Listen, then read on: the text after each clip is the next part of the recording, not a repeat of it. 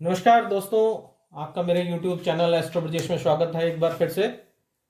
आज आपको एक छोटी सी एक जानकारी देने के लिए मैं उपस्थित हुआ हूँ कि कैसे जाने कि हमारे जो हम लगन कुंडली देखते हैं उसमें हमारे जो ग्रह हैं वो कैसा फल देंगे। उसका एक छोटा सा आपको सूत्र देता हूँ। आप लिखिए या देखिए 9 ग्रहों के सूत्र क्या रहेंगे। जैसे कि राहु जिस भाव में बैठा है, आपकी जो कुंडली है, ये हम कॉमन चीजें देख, और भी चीजें होती हैं पर कई कॉमन चीज आपको बता रहा हूं। राहु जिस भी भाव में बैठा है, यहाँ बैठा है, यहाँ बैठा है, यहाँ बैठा, कहीं भी बैठा है, राहु जिस भी भाव में बैठेगा उस भाव के लिए आपके लिए पागलपन रहेगा। अगर फर्स्ट हाउस में बैठा तो जैसे आपके शरीर के लिए आप एक्सरसाइज करना, सब कुछ करना, आप अपने आप को सुंदर दिखाना चाहते हैं, आप पागल रहेंगे।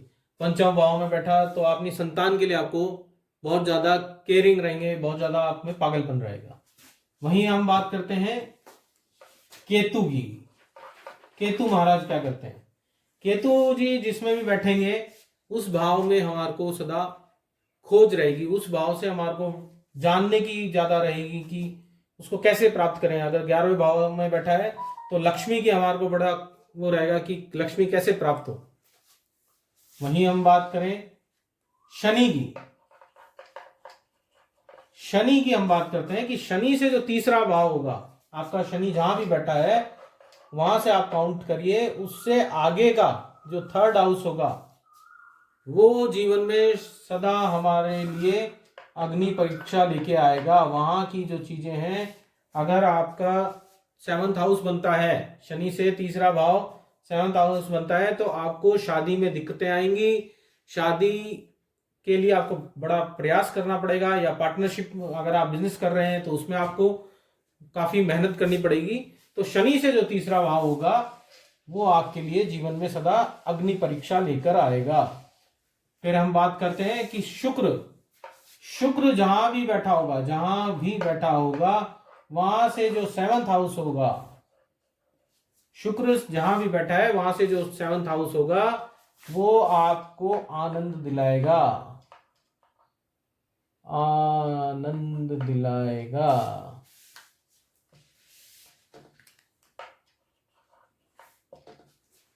शुक्र से 7th हाउस आपको सदा आनंद देने वाला होगा।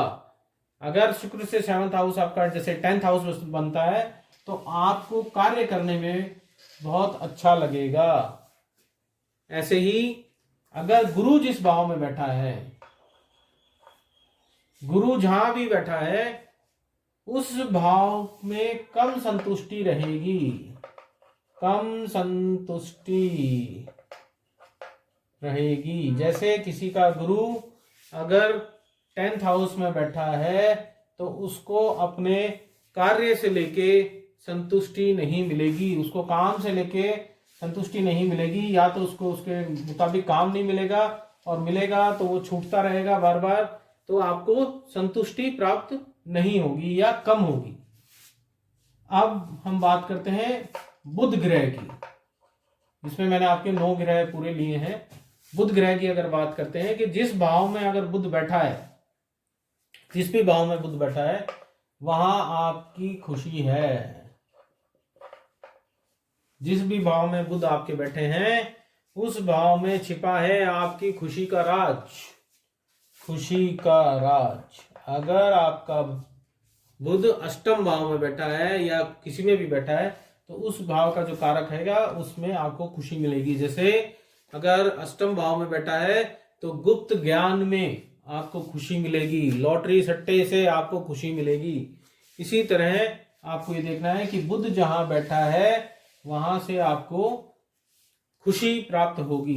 अब हम बात करते हैं मंगल की। मंगल ग्रह, मंगल जहां भी आपके उसमें बैठा है वहां से आपको काउंट करना है 10th हाउस। लगन कुंडली में मंगल जहां भी बैठा है वहां से जो 10th हाउस कैलकुलेट करते हैं, और जो 10th हाउस वो निकल के आता है, जो हाउस निकल के आता है, जो भाव निकल के आता है, वो आपकी वास्तविक क्षमता है।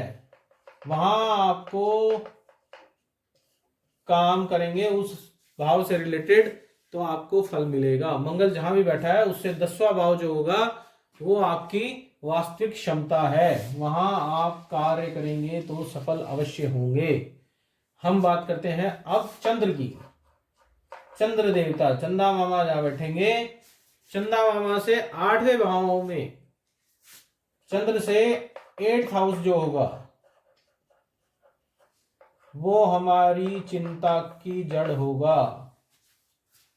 अगर 8th हाउस चंद्र से 8th हाउस जहां भी आएगा, चंद्रमा जहां भी बैठा आपकी कुंडली में, वहां से आप काउंट करेंगे आगे, और 8th हाउस जो भी आएगा वो आपका चिंता का कारण होगा या चिंता की जड़ होगी। जैसे किसी का चंद्रमा जो है उससे काउंट करने पे 8th हाउस जो बनता है वो 6th हाउस बनता है, तो ऐसे व्यक्ति को चिंता सदा रहेगी, कर्जा, शत्रु या कोर्ट केस, इनकी चिंता सदा बनी रहेगी। तो आपके चंद्र से जो 8th हाउस आएगा उसका जो कारक हैं वो आपको चिंता देने वाले होंगे। वहीं हम अब बात करते हैं सूर्य की। सूर्य देवता जो हैं उनसे जो 7th हाउस होगा, सूर्य जहां भी बैठेंगे उनसे जो 7th हाउस होगा वो आपकी लाइफ में बहुत चमकेगा। सूर्य से 7th भाव जो है वो बहुत अच्छा चमकेगा, यानी कि वहां शुभ फल मिलेगा। तो आज आपने जाना छोटा सा 9 ग्रहों के सूत्र, आपको कैसे लगे कमेंट करके जरूर बताएं। इससे ज्यादा अगर आपको जानकारी चाहिए कि राहु का 12 भाव में या किसी भी 9 ग्रहों का 12 भाव में अलग अलग भाव में क्या फल रहता है, तो उस पे मैं आने वाले समय में अगर कमेंट आप लोग करते हैं तो मैं जरूर वीडियो बनाऊंगा। 9 ग्रहों के अलग अलग वीडियो मैं आपको जरूर बनाऊंगा, आपके सामने लेके जरूर उपस्थित होऊंगा। सभी बताएं कमेंट करके कि आपको जानकारी कैसी लगी, और आगे के वीडियो के लिए अगर आप बोलेंगे तो मैं जरूर बनाऊंगा। और इसी के साथ आप सभी का लास्ट तक बने रहने के लिए धन्यवाद।